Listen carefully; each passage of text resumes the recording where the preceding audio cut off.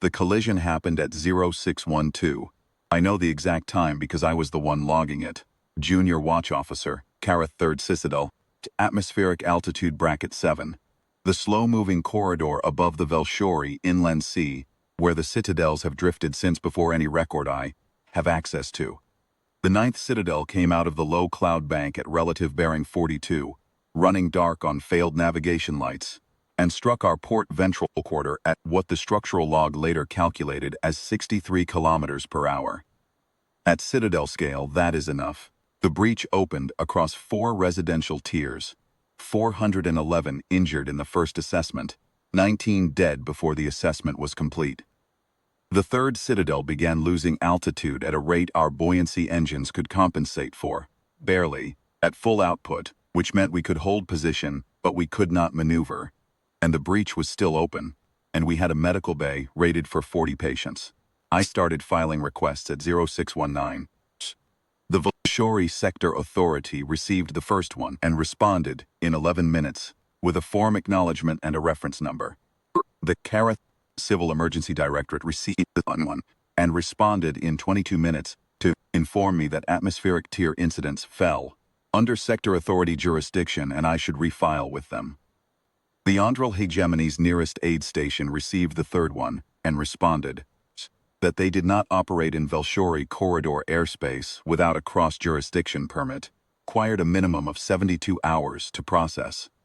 I was not asking for a fleet. I was not asking for intervention.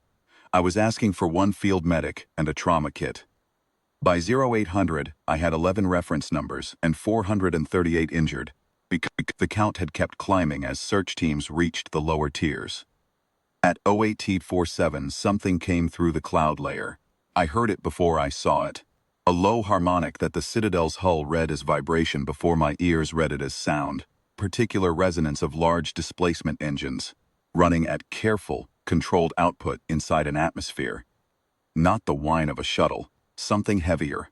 I was at the observation deck's main viewport when the cloud base parted. The hospital ship came through first. White hull, broad and flat for atmospheric operation.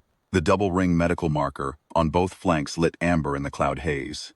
Behind it, in loose formation, 6 atmospheric rescue craft, smaller, faster, their ventral bays already open, drop lines coiled and ready. They were already in descent toward the Citadel's observation deck. Already at approach angle, already slowing, my comm panel lit. 3rd Citadel, this is the Callaway Earth Medical Rescue Service convoy lead. The voice was a woman's, even and unhurried. The particular flatness of someone who has done this approach a great many times in a great many atmospheres. We intercepted your distress traffic on the atmospheric monitoring band at 0631. We were 12 minutes out. Apologies for the delay. We had to reconfigure the rescue craft for your Citadel's deck dimensions. A pause. We have a surgical team of 22 and full trauma supply load. I need a patient list and your structural schematic. Can you send those now? I had not granted clearance. I had not been asked for clearance. I sent the patient list and the structural schematic. First rescue craft touched down on the observation deck at 0904. I watched from the viewport as the bay door lowered and humans came out. Not rushing, not running, moving with the deliberate economy of people who know that running costs time in places where time matters. They had their equipment staged before the ramp was fully down. A woman in a gray field jacket, the lead physician, I learned later, Dr. Sarah Malk, walked the deck perimeter first, looked at the breach visible in the Citadel's port quarter, and spoke into her collar comm. Within 4 minutes, the second rescue craft had repositioned to the breach level and was deploying a containment frame across the open section. No one had asked her to do that either. I went down to meet her. She was shorter than I expected. The Kareth stand tall, and I had some vague impression that humans matched our proportions, which they do not. And she was already looking at a schematic display strapped forearm when I found her. She looked up when I introduced myself. Watch Officer Sailvon, she said. Where are your worst cases? Took her to medical bay. What followed I have tried to log precisely, because the Kareth record things and I am a Kareth. Precision is what I have when other things fail me. The surgical team from the Callaway set up a secondary triage station on Deck 3 within 40 minutes of landing. They had their own equipment, tables, lighting, sealed supply cases, and they did not ask us to clear the space. They simply worked around what was there, adapting with a quietness that I found, in the hours that followed, more affecting than I had expected. The 6 rescue craft cycled through the breach level, through the morning, extracting trapped residents from the collapsed tiers. The humans used cutting tools I did not recognize on Karath, structural material they had apparently never worked with before, and they adapted. I watched one of their engineers study a load-bearing column for about 90 seconds, and then begin cutting with the confidence of someone who had done it 100 times, which he had not, because no human had ever been inside a Karath citadel before that morning. By midday, they had reached all 461 injured. By early afternoon, they had performed 47 surgeries. The 19 dead had been moved with a care that I noticed and did not know how to categorize in the log. I kept calling up to the Velshori Sector Authority. They kept responding with reference numbers. At some point, I stopped reading the responses. Dr. Malk found me on the observation deck at dusk. The cloud layer had thinned through the afternoon, and the Velshori Inland Sea was visible below us, copper-colored in the late light, the surface barely moving. The citadel's altitude had stabilized. The structural team had reinforced the breach from outside with a frame that our engineers said would hold 60 days minimum. I was standing at the viewport with nothing useful left to do, which is its own particular feeling. She stood beside me and looked out at the sea for a moment.